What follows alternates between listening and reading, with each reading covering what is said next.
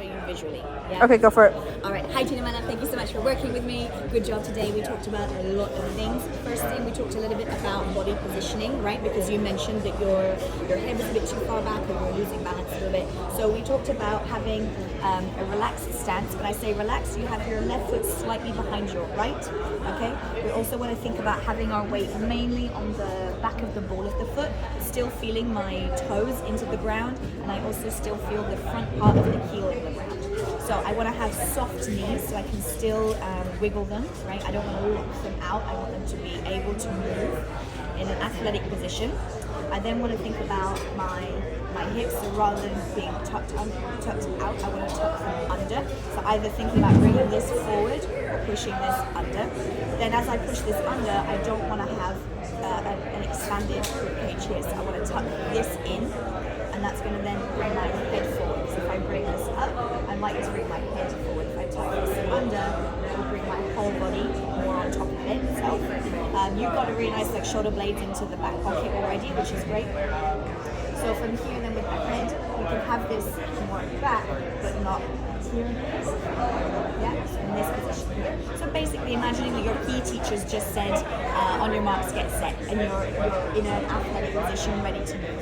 Yeah. After that, we talked a little bit about the positioning in your feet.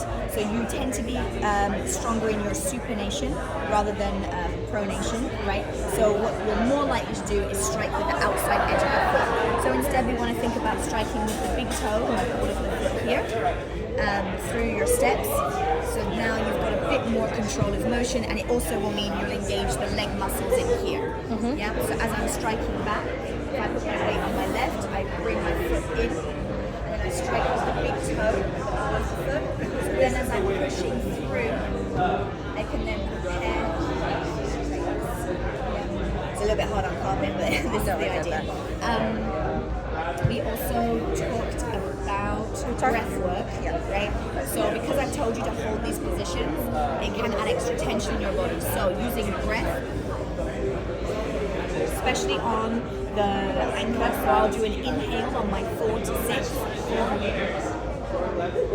and then as I do a release into the and 1, because it really helps get rid of that excess energy and tension in the body and helps ground myself even more. We talked about one-footed spins, right? So what you were doing before was kind of you were jumping quite far, but you were sending the leg and then launching yourself as well. So instead, as we're coming through, we want to place the foot in a comfortable position in front of us. So what I like to do is almost drag my foot across the floor, because if I lift it up, then my head is going to go back. If I keep it on the floor, I can keep my head above, on top of my land and my weighted foot. So I'll strike the floor, then as I transfer the weight, I'm going to pop this out and open up the hip, and then as I close, that's going to help with the rotation. I can't do it on the carpet, but this is like a starting point. As I'm turning, I'm thinking about the lower body doing the work, and my upper body is in like a relaxed but engaged frame.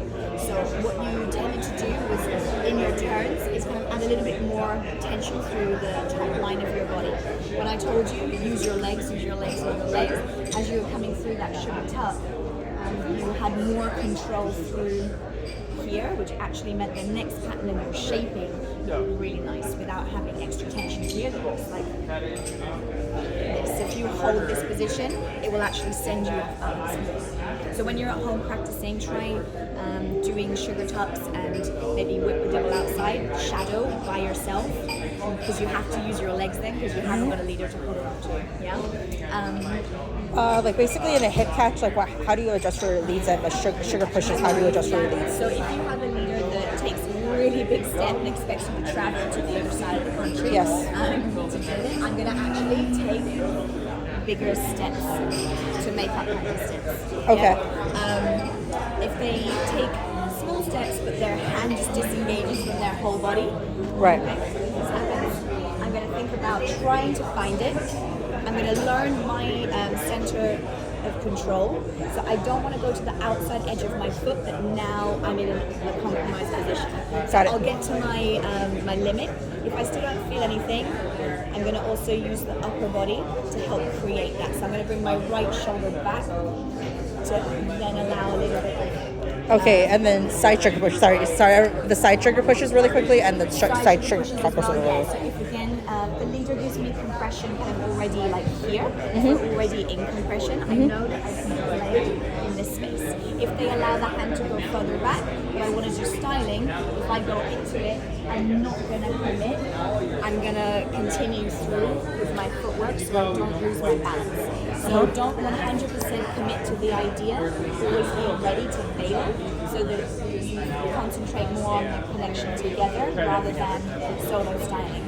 Okay, and the sugar tucks just don't try to go up, correct? Exactly, yeah. Try not to push the arm up or add any extra tension. So in that sugar tuck, we're getting that. I'm thinking about channeling it through my lower body rather than powering through my arm. Got it. Body. Yeah.